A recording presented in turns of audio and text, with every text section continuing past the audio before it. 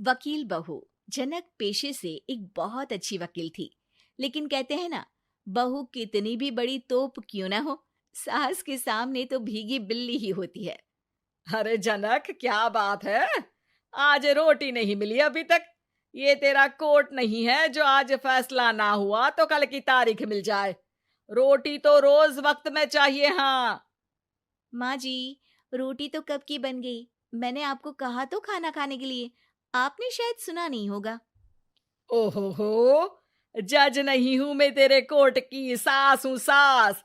कोई दलील फालतू की मत देना यहाँ। बहुत जानती हूं मैं इन वकीलों को। अपनी बात ऊपर रखने के लिए झूठ बोलने में जरा भी नहीं सोचते। तभी वहां जनक के ससुर आ जाते हैं। अरे भाग्यवान, क्यों बेचारे के काम को कोसती रहती है हमेशा। मैं भी तो था वहां जब ये आई थी तुझे रोटी खाने को बुलाने के लिए। सास को तो अब गुस्सा आ जाता है कि कैसे किसी ने बहू की साइड ले ली। अरे वाह जी वाह, वो तो मैं जानती थी कि कोई ना कोई गवाह तो ये पेश कर ही देगी। पर मैं तो अब सीधा खाना खाकर सोने जाऊंगी। मुझे आदत नहीं है किसी से बहसा बहसी करने की। पता नहीं कैसे ये वकील इतना दिमाग लगाकर खुद तो झूठ बोलते ही हैं, साथ में झूठे गवाह भी ले आते हैं। जनक को सास के ताने सुनने की अब आदत सी पड़ जाती है। एक दिन जनक वकील की ड्रेस पर काला कोट पहनकर कोर्ट के लिए निकल ही रही होती है कि अरे कहाँ चली काला कौवा बनकर? टोक दिया ना। अब कोर्ट तो वकील वाली ड्रेस पहनकर ही जाऊंगी ना। वाह भाई वाह, दामिनी तो मैंने भी देखी है। सन्नी पाजी ने ऐसा ही कोट पहना था और कहा था कि तारीख पर तारीख, तारीख पर तारीख। मतलब कि कोई बात करनी है तो बोलिए, वरना वक्त नहीं है मेरे पास खराब करने के लिए। अरे पता नहीं तुझ में क्या देखा मेरे बेटे ने, सारा दिन वकीलों वाली बहस करती है, भोली भाली सास के साथ। अच्छा सुन, जो इतनी बहस मेरे आगे करती है ना, जरा अपने बॉस से कर ले, जो 1 साल भी ना हुए तेरी शादी को और काले कपड़े पहना दिए।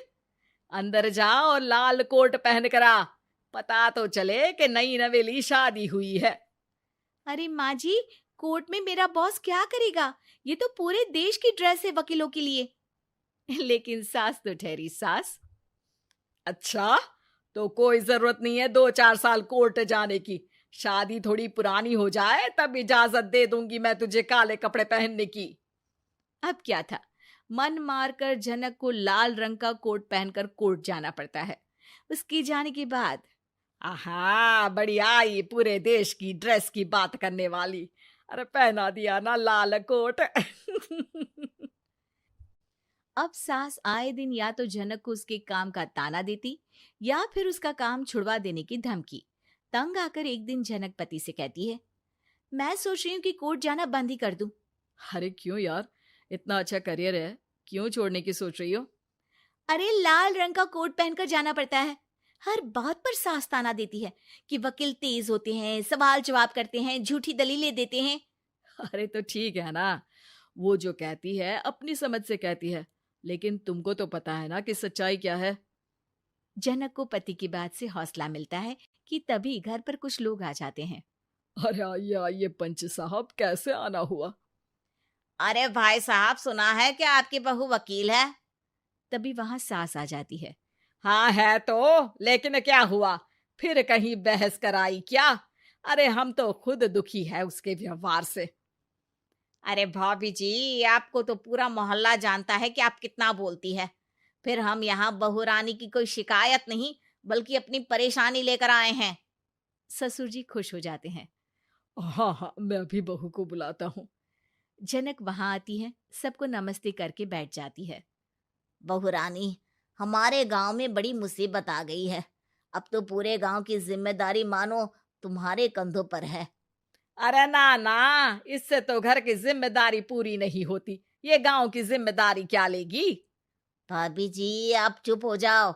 यहाँ पढ़े लिखे लोगों की बात हो रही है। आप जाओ, जरा रसोई से सबके लिए चाय लेकर आओ। मैं कॉफी लूंगी। हाँ हाँ, वकील साहिबा के लिए कॉफी। सास सर पैर सब पटक कर वहां से निकल जाती है। बहू, गांव में पानी नहीं आ रहा है, पड़ोसी राज्य ने हमारा पानी रोक रखा है। इसका मामला तो बड़े कोर्ट में चलेगा पंच जी, लेकिन ऐसा क्यों? वो राज्य हम लोगों से पानी के पैसे मांग रहा है। अब आधे गांव में पानी की सप्लाई खत्म हो गई है बहुरानी। अच्छा पंच साहब, बात गांव की है तो मैं जरूर केस लड़ूंगी। यहाँ एक बार फिर सास की एंट्री हो जाती है। अरे वाह जी वाह, ये काम करवा लो, आप हमारी बहू से बहुत अच्छा करती है।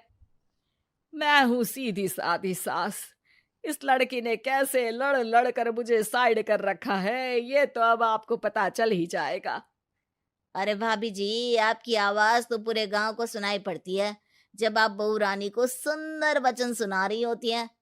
अरे वकील बहू मिली है, फक्र करो फक्र। हाँ जी हाँ, सारी फकर तो हम लोग ही करें। खैर, अब जो केस लड़ेगी और पानी गांव में आ जाता है तो पंच साहब लिख कर देना होगा कि हैंड पाइप में सबसे पहले मेरी बाल्टी और घड़ा भरेगा। अरे फिर तो हम बहू रानी के नाम पर घर पर ही सप्लाई दे देंगे, लेकिन ये इतना आसान नहीं है। बहू, गांव के पास अभी वकील करने की भी पैसे नहीं है तो। अरे पंच साहब, ये मेरे गांव का मामला है, मैं आपसे एक भी पैसा नहीं लूंगी। सास को बहू की बात पर गुस्सा आ जाता है, लेकिन सबके जाने के बाद झनक मन लगाकर गांव की परेशानियों को दूर करने में लग जाती है। और वो दिन भी आता है कि झनक केस जीत जाती है। अरे आज तो प्लम्बर आकर घर तक पाइप लगा गया है। खुश हो जाओ, मेरे कारण तुम लोगों को घर के अंदर ही पानी मिल जाएगा।